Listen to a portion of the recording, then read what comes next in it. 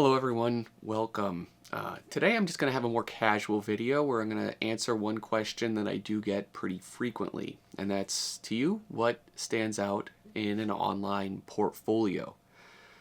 So, of course, this is personal, take that with a grain of salt, and honestly, my answer can vary depending on the day or the mood I'm in. In the past, a lot of my go-to answers for this have been, of course, showcasing a certain amount of problem solving or technical skill, or maybe it's having like a unique style. Of course, all these things factor in, but I do find myself more lately leaning more toward the side of a person's individuality with how they kind of see and interpret the world, their creativity, essentially.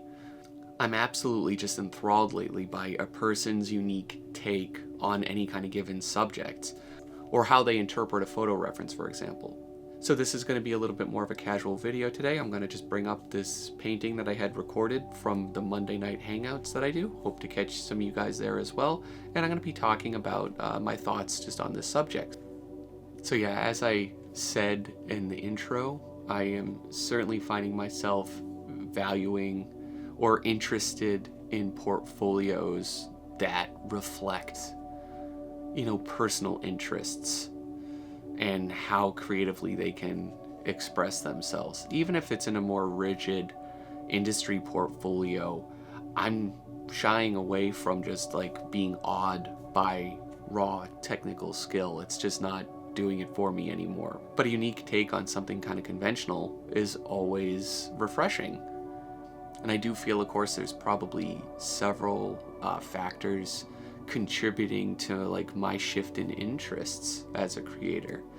I think it's the oversaturation of art on social media in general. That's definitely part of that, right? There's just a widespread popularity of certain aesthetic styles and techniques, or perhaps it's just the simplification of the creative process, like with the readily available 3D tools and assets, and of course AI would play a role in the oversaturation as well. And while it's not necessarily true that less is always more, the sheer volume of cinematic keyframes featuring small characters and oversized megaforms, that you see on platforms like ArtStation, can indeed, at least to me, diminish their impact and their overall appeal. We've just seen a bazillion paintings in the last few years of like little tiny characters, really beautiful cinematic lighting, and then like some big epic shape, in the background. So of course today I do want to just focus on a person's interest and what role that plays in their portfolio, because I do feel its interests are the best catalysts, for a person's overall creativity. Like what you're just genuinely into and find interesting, you're going to enjoy making, right? And when you enjoy making it, it's going to show through in your design. It's going to come through in the process, and the viewer is going to know how actively engaged you were with that idea, and they're going to enjoy looking at it. They're going to remember it in a sense. Now, I have to admit, on this note, there's a pretty decent gap in my own work when it comes to this. I feel at times, maybe that's just my own lens, analyzing or overanalyzing my own work. But it's trouble. It's easy for me to judge and evaluate other people's art and students' work, but it's still difficult for me to kind of have that same perspective with my own work. But I do know there is a huge gap when it comes to like just sketches and perhaps overall process. And I do feel like, just an artist's sketch work is the purest version of creativity. It's almost like it's unfiltered, it's unedited, it's just raw ideas. And nothing beats in a portfolio, in my opinion, would be like a good raw sketch page. Show those initial stages. Show that first process. Show how an idea forms out of your head. And this is very different, like maybe 5 years ago, if you had asked me that question, I would have said, no, don't put sketch work in your portfolio. don't only show finished and polished things. I have said this before. I've probably said it on camera. And that maybe this is a video just me kind of writing what I feel is wrong in that regard. I mean, I'm not perfect, but I do try to give them the most objective and what I feel is the correct advice in the given moment. But the landscape of the entertainment industry at least has changed, drastically over the last few years. And so my answers are going to shift and change, of course. And it used to be pretty normal that a person with just really polished images could do wonderful at portfolio reviews. But of course, being 2024 as of the recording of this, it's more important now than ever to show that whole process, your whole creative process. And for a lot of us, I think the best way to do that is just to do more sketching. And like I said, I wish I had just more raw sketches. I wish I had more sketchbook pages to show for my own ideas. But pretty much exactly like the painting that you're kind of seeing on screen with this video, it's like a lot of like my downtime in between all my hustles, my creative hustles, is just like I want to just kind of loosen up. And for me, I'm such a I love color so much and atmosphere and light. A lot of my sketches, and that's what this is. This is a color sketch. I spent pretty much like an hour on it total. I like to just kind of feel my way through things with colors. But yeah, I'm going to make an effort for sure I want to just do some more raw drawing. I want to boost my drawing skills for sure this year. That's definitely something I want to do better.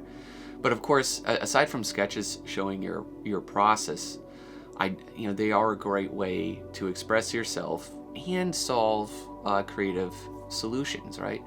Sketching helps build muscle memory, and it allows for you to kind of freely flow these ideas. But yeah, despite neglecting them my own journey, I always have been a sucker and appreciate the significance of a good sketch and what its role is in the overall creative process. And they are, of course, the perfect way where you can let go of perfectionism and just explore more openly. And that's a trap I get into in my sketches, right? I get paralyzed by the amount of the beautiful amount of sketches that I see online, and on Pinterest and Instagram, and heck, even on ArtStation, I see more and more sketches there too.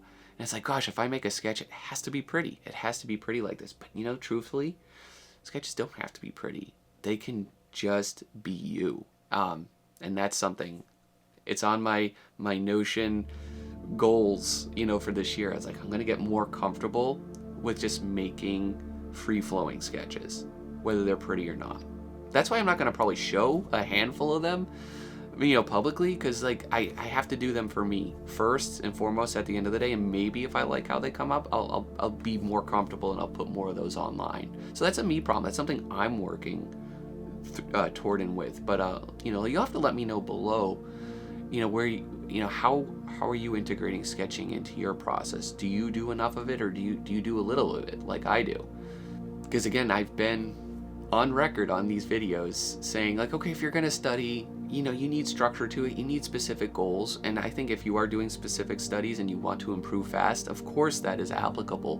But at the end of the day, there's just needs to be some time, right, where you can let go and you can free flow. You can free flow with your sketch work, right? And I do feel like that is one of the key ingredients to keep the passion and your personal drive, is to just not always think of them as an exercise or some kind of cog in a bigger portfolio, right? They have to be for fun. So of course, just balance, work and play. And sometimes amazing ideas can happen, and you can always take the sketches further. But I've done a number of interviews this year so far, and moreover, more often than not now, right, clients are requesting to kind of see that part in your process, and because they want to engage, right? They want to gauge our ability to see how we think, how we can generate quick ideas, or how we can work with very simple and basic tools even. How can we communicate our ideas with them? So clients are finding these, sketches overall more beneficial to us as well. And sometimes, our polished pieces, I know my polished pieces, sometimes I just go too far with my work, trying to make them look like a pretty image. And sometimes they cannot communicate some information or a feeling that the raw and spontaneous aspect of a quicker sketch can do, even if it's like a full color sketch. But yeah, like again, what's in a good portfolio to sum this point up? Your process and your just raw, unfiltered sketches. I think that's always a great thing to include, of course. So the big second thing I wanted to go over in this video is, of course, this is all circling back to your creativity. This is a key way to stand out in 2024, I believe. And of course, not only are you going to be a competent problem solver, but you've got a lot of fun, engaging, and potentially marketable ideas. So this goes for every kind of camp of artists, I feel. Whether you're aiming for a career in the entertainment industry or you're just carving your own path as an independent creator, striking the right balance, of just technical prowess and that creative flair is essential. So like, for instance, right, like take one of my favorite artists, character illustrators, Dave Raposa, or Jake Parker, right? Both big kind of artists online. I feel both of them really showcase their ingenuity through their imaginative twists, on existing IPs. Basically, I love their take on various types of fan art, and their fearless experimentation with their different approaches. Like Dave is always like coloring, he's always inking, he's got watercolor, he's doing digital work, right? They're always changing up how they draw and work, and I think that really just shows that creativity. On a more personal level, right, I predominantly worked, of course, in the entertainment industry thus far, and of course I'm looking to maybe shift my trajectory with that in the future. But throughout my journey, I've always showcased, I feel, creativity in my work by my various approaches to solving problems. So sometimes I'm just working and sculpting fun things in the VR headset. Others, I'm in Blender just blocking out really crude and ugly ideas to explore a space. Or I'm just, digitally painting. And I like to be flexible with my approaches. As you kind of see here on screen, this one's using a little bit of, photo textures from these little spores or saplings to get me some initial idea going for what these floating blobs are. But I always don't work that way. But meanwhile, right, I've got friends like my talented one, Jessica, right? She is thriving as an independent artist. She is constantly finding captivating strategies and creative ones too, right, to translate her fine art into appealing products for the broader audiences, right? She's doing high quality metal prints. She's doing enamel pins. She's converting those to book charms. She's constantly just tapping into all of her resources and finding fun, creative ways, to monetize her craft and turning them into products. She doesn't even need clients. She has no clients. She's doing it all for herself. And the creativity shows that. But it shows, it's beautiful. And I want to start covering this very topic more on this channel. Again, showcasing more content for creative entrepreneurs and independent artists. And that it's not always about, us stretching ourselves thin to work for some big creative entertainment industry. I want to talk more about that on the channel, so you'll have to let me know if you guys would be interested in that. I could get some special guests even lined up where they showcase what they're doing and how they're doing it.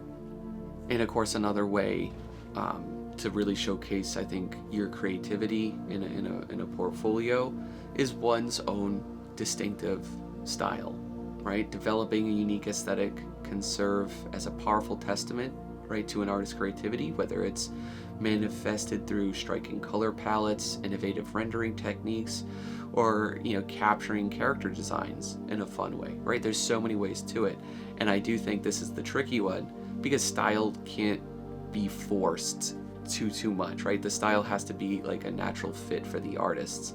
I know I tried to force things in the past and they just haven't worked. I've seen students that try to force too drastic, whether it's too real or too cartoony, or maybe it's somewhere weird in the middle. Style comes up from just raw repetition of your interpretation of things, and that's the beauty of it. So if you want style, which I do have videos dedicated to that, just look at almost unstylized things. Try to understand the structure and then ask yourself deliberate questions on like what you would do differently. It could be as simple as that. But it's, ultimately these personalized touches, enable artists to offer their perspective on almost anything. Like if we all had the same still life, right? We set up with the same plant and flowers in the window. We're all gonna draw or paint it, right? We could all do it in a very different way, right? Like how Picasso could do it would be like different than Rembrandt, or how different than Leyendecker would approach, a conventional little study like that. We all interpret things differently, and that's the beauty of finding one's creativity. The last thing I really wanted to touch upon today is just finding a way to be authentic, in your portfolio. And this is what I do tell a lot of my design students often enough, is that like your idea doesn't need to necessarily be something that nobody has ever seen before. Or or it doesn't have to be the best technically executed one. Of course, both of those are tremendously important and valuable, but they're not a be-all, end-all. They don't always have to be there and present. And again, I do feel this is a huge challenging part for us as creators, because there's always some carrot at the end of the stick we are constantly chasing, right?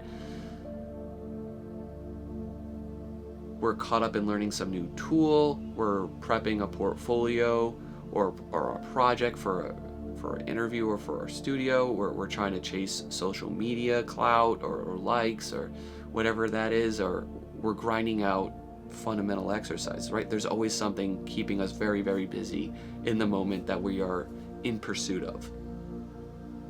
We're always trying to check off that next box on the list of things that we had to do today for our creativity. And that's honestly having us look outward, right? We're looking at external forces for a lot of that. Oh, we need this for social media. Oh, we need this for a portfolio for the studio, right? It's always something. When I do feel like we can lose sight to look inwards, to feel like what we really need, to feel like what we're really into, or even the genuine reasons why we started this in the first place, right? That all comes from inside. And so personally, a fun way I like to balance this in my off hours is to ask myself, or I have my students do this as well, is like, how can you take a simple idea and add, your own personality to it? How can you add your personality, your passion, or your self-interest to it? One solution, as I always say, is to take that reference to a point, then of course hide the reference, stare at it a bit, let your mind imagine things, get a little bored with it even, because then you're going to start to fill in the blanks. Your mind is going to start to see things that aren't there, and you'll be able to form a story based on your own life experiences that have been there. What you've seen, what you've traveled to, what you've witnessed. This can be the start of a story, and a very authentic one, because it's something that's coming from inside. And I said everyone's is going to be presumably different if they stare at the same image or the same photo reference. So this, of course, is where narrative, of course, can always play a role in your art. Artists have the power to convey narrative and emotions through their artwork, creating compelling scenes, that draw viewers into the worlds they've created. I can only speak to myself on this one thing, but one thing that I always do when it comes to that is to depict places or worlds or characters and moods, things that I want to personally try to interact with, or the things that bring me, a genuine sense of wonder. Again, it's in my head. Again, this is hard to explain. It really is. In my head, it's like taking a basic idea, potentially slightly further, to ask, what would the experience be like? Either talking to a character, what would the experience be like being in this scene or on this set? And again, it's just almost like designing like an experience through your portfolio work. There's plenty of people out there that are doing that now, and those that are experienced designers, their work always, kind of transcends the sea of kind of regular art out there. It's always quite something. Definitely keep an eye on it. So again, things to avoid, right, is like if you're creating a body of work potentially for a portfolio that is built from trends, things that you see as just popular, or if you're a 3D artist, right, and you're using more 3D, or if you're using more pre-made 3D assets than you're not, or you're just entirely relying on technical skill over substance, like raw substance, which I've been talking about over this, the course of this video, you're going to struggle, right, creating artwork, I think, that is going to be long-term worthwhile and that anyone will remember. So here's an actionable step. Just sit in the depths of your own mind for a minute.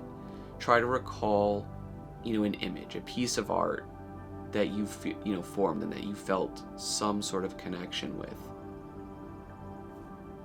Try to remember what art of yours, comes to mind. Whether it's Frank Frazetta's famous Death Dealer. For me, I always think of that one. Whether it's some of the gorgeous, marketing art, on Xenoblade that absolutely made me buy that game. Or maybe it was some of, J.C. Leindecker's characters' expressions and how they interacted with each other. Right? Try to think of what art, comes to your head and what initially strung that connection with the artwork into yourself. Because it's this connection, right, that's going to build that experience. And I'm not saying like every piece in every sketch that you make always has to be some magical experience trend-setting piece. No, that puts unwanted pressure on yourself. But I'm saying like coming back to like what do you find important in a portfolio is like work that I can establish a connection with. And more often than not, when I do find myself liking and saving art, to my various folders, I can probably see through that work where that creator was just being, super authentic with what they're really into, what they've like, and they've taken some experience they've had in life and placed it in this image. So that's it, folks. That's kind of wrapping up this video. Again, I've been out of town. I had to keep editing to a minimal on this and keep the topic kind of pretty straightforward. So, right, keep your sketches part of your process, showcase that, celebrate that. They always don't have to be structured exercises. Sketches, of course, can be for fun. Let your creativity shine, like the things you're personally interested in, what excites you. And don't, of course, follow trends and think about how you can turn some of your ideas into experience by drawing upon the connections that you've formed with your own memories. But that's it from me, guys. I have links below for everything. We always have online going classes, mentorships, and freebies for signing up for the newsletter. So yeah, feel free to check that out if you guys like, and I'll catch you in the next video.